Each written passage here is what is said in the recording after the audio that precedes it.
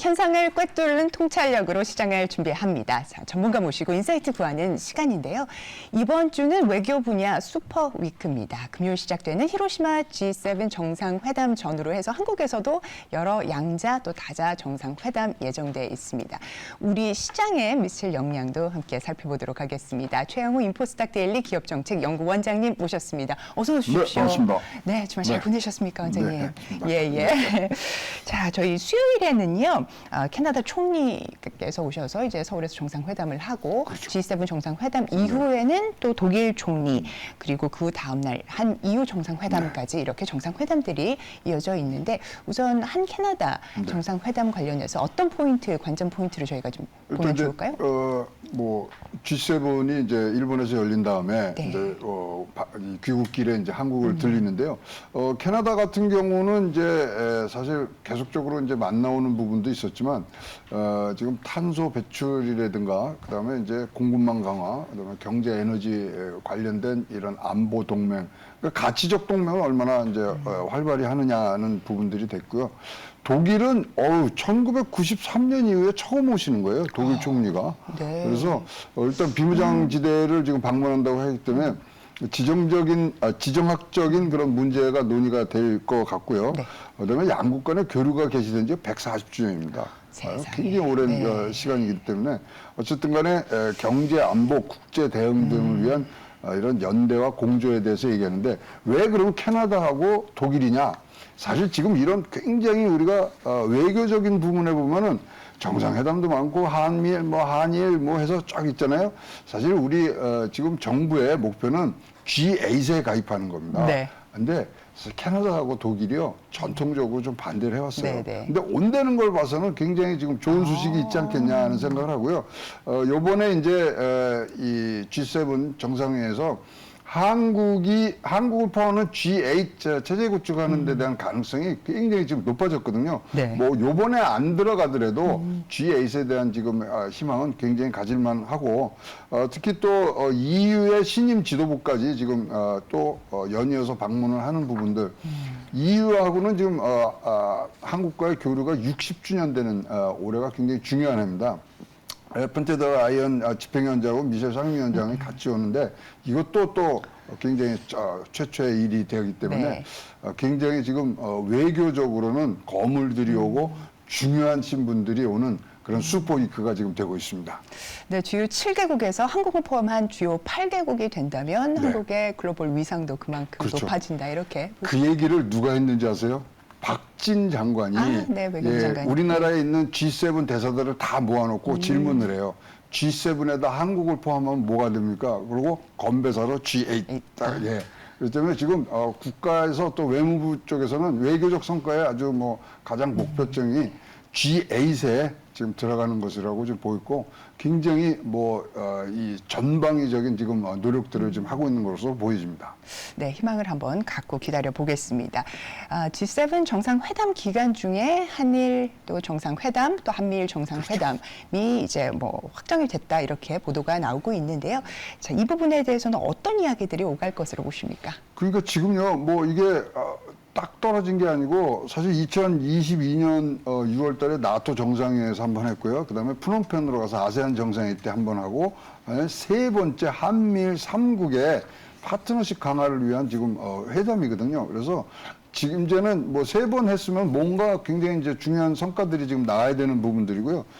일단은 가치적 동맹의 어떤 실질적 재건이 완성된다고 보여지면서 인도 태평양 전략에서의 한미일의 어떤 중요성을 굉장히 강조할 부분들이라고 보입니다.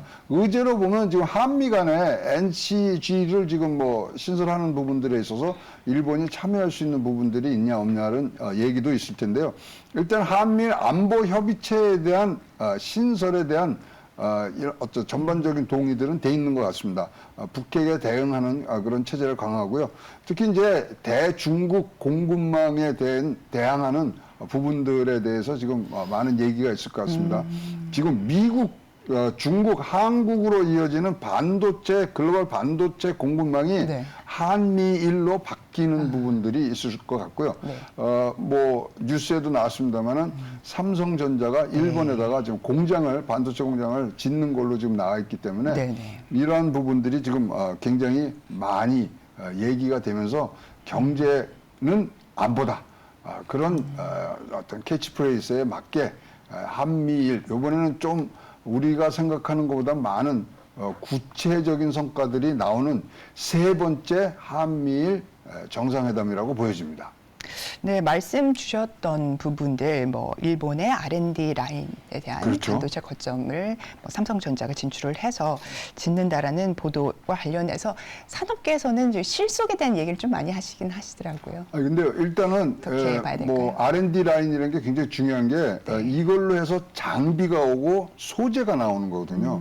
그래서 이 부분들이 사실 장비가 한 번 들어오려면 이런 조인트 프로그램을 굉장히 많이 해요. 네. 그래서 이 부분은 소재 개발이라든가 이런 것에서 새로운 생태계를 어떻게 만드느냐의 시발점이기 때문에 굉장히 저는 의미가 있다고 보여집니다. 아, 네네, 알겠습니다. 네, 윤석열 대통령 주요국의 정상들과 이렇게 회담을 하면서 여러 가지 외교적인 노력을 해오고 있는데 외교 성과적인 측면에 있어서는 연구원장님 어떻게 보고 계십니까? 뭐 이번 정부에서 또 취임 1주년을 맞이해서 윤석열 대통령께서 직접 말씀하신 게 가장 변화가 많은 분야가 외교 분야다. 네. 뭐 그러신 것처럼 외교적으로 굉장히 성과들을 많이 지금 내고 있고요. 일단은 가치적 동맹 강화라는 부분들에 있어서의 뭐 나토 정상회에서의 발언, 그다음에 뉴욕 선언이 있었죠. 디지털 뭐 스탠다드에 대한, 그다음에 워싱턴 선언들을 봤을 땐 가치적 동맹의 어떤 중요성들이 지금 뚜렷하게 나오는 것 같고요. 그다음에 MOU가 100건이 넘어요. 지금 뭐 그다음에 사우디아라비아, UAE, 그리고 요번 미국까지 봤을 때 뭐 원전부터 해서 반도체 뭐 여러 가지, 그리고 특히 첨단 기술에 관한 지금 MOU들이 굉장히 지금 많이 나오기 때문에 네. 세일즈 외교, 그다음에 가치 동맹의 강화 외교, 요 두 가지가 굉장히 돋보인 최근에 일련의 외교적인 행보였다고 보여집니다.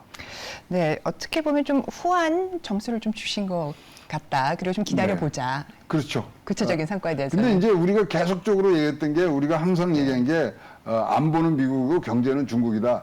이 틀에서 지금 굉장히 글로벌하게 지금 이 퍼져나가는 부분들이 있기 때문에 이런 어떤 뭐 둘 중에 하나를 골라야 되느니 굉장히 우문들을 많이 얘기합니다만 우리나라의 상대는 글로벌이지 단지 미국 하나, 중국 하나 이렇게 될 수는 없다고 생각을 합니다. 네, 네.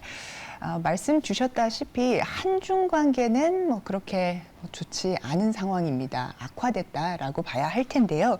자, 그러면 우리가 특히나 주식 투자하는 입장에서는 리오프닝이라든지 네. 뭐 화장품 뷰티 관련된 종목들이 힘을 못 쓰고 있습니다. 자, 한중 관계 앞으로 이거 어떻게 돼갈 거라고 생각하시는지요? 뭐 우리가 투키디데스의 함정이라는 얘기를 많이 네. 합니다. 패권국하고 신흥 강대국이 이제 서로 부닥치는 부분인데요. 지금 크게 보면은요. 지금까지 세계 역사상 17번째 투키디데스 함정인데 이게 전쟁으로 넘어간 건 25%도 안 돼요. 그래서 너무 걱정하지 마시고요. 네, 네. 지금 많은 보고서들이 뭐에 되냐면 중국이 지금까지 일어났던 성장을 계속 유지할 수 있냐 없냐에 대한 지금 문제들을 많이 얘기하고 있거든요. 네. 이것을 이제 우리가 흔히 하는 중진국의 함정에 지금 빠졌다. 뭐 나라가 크려면 자본이 있어야 되고 그다음에 그 사람들이 있어야 되고 기술이 있어야 되는데 앞에 두 개를 지금 거의 지금 중국은 소진한 상태거든요. 그럼 과연 원천 기술을 중국이 계속 갖고 갈 수 있냐? 어떤 변곡점에 지금 와 있기 때문에 네. 한쪽으로 지금 몰려서 우리가 베팅을 하는 것도 굉장히 지금 불안한 상황이고요. 그래서 중국의 향후 발전 가능성에 대해서 우리 면밀히 분석을 해서 거기에 맞게 나가야 된다. 그런데 항상 이것에 대한 밑에 언더라인 가정은 뭐냐면 초일류 기술 없이는 중국 시장도 없다. 네. 그래서 이제 우리가 생필품 팔고 뭐 조금 나은 품질의 상품을 중국에 파는 그런 시장 개척이 아니라 초인류 기술로 중국과 교류를 하는 부분들이 이제는 한중 관계의 근간이 되어야 한다. 초인류 기술 없이는 중국 시장도 없습니다. 네. 결국 중국이 중진국의 함정에 빠지는지 그렇지 않고 계속적인 성장을 가고 있는지에 대해서는 좀 확인을 할 필요가 있고 그렇죠. 우리 기업 입장에서는 결국은 기술력이다. 초일류, 그렇습니다. 네, 기술력, 기술 경쟁력으로 중국 시장도 우리가 공략을 해야 할 그런데 것이다. 이렇게. 투자에 대해서 말씀하셨지만 그런 네. 기술을 가지는 데가 어떤 나라의 국적에 따라 없이 가야 되고요. 그다음에 지금 이제 글로벌 시장이 굉장히 격동적으로 변하는 그런 시기였거든요. 그렇다면 우리 포트폴리오는 네. 그러니까 세계 이 증시의 비중에 따라서 하시는 것도 굉장히 좋습니다. 한국 2% 미만이거든요. 0.9%. 그래서 한국은 너무 외생적인 변수에 너무나 많이 시달리고 있거든요. 그러면 중국 것도 넣고, 미국 것도 넣고, 그래서 글로벌 이 비중에 비슷하게 여러분이 포트폴리오를 짤 때는 굉장히 수익률은 잘 모르겠습니다. 굉장히 네. 지금 이런 격동의 시절에는 안전한 투자가 될 수 있는 그런 뭐 전략도 있기 때문에 지금 조금 더 해외 주식에 대한 비중도 높여가는 그런 해안도 필요한 그런 시기라고 보여집니다. G7 정상회담에서 현재 중국에 대한 부분 그리고 러시아에 대한 제재 부분에 네. 대한 얘기가 좀 있는데 좀 짧게 지금 혹시 저희가 조금 뭐 잘 지켜봐야 하는 포인트가 있을까요? 러시아에 대한 수출 전면 금지 혹은 우크라이나 네. 침공에 대한 규탄 그다음에 지원 방안이 분명히 나올 테니까 네. 이거는 결국은 방산으로 갈 수밖에 없고요. 그다음에 이제 대만 해협이나 남중에 문제가 거론되면 중국에서 이제 발끈하고 이제 나올 부분들이 있습니다. 이러면 공급망 원자재 부분들이 조금 출렁일 부분들이 있습니다.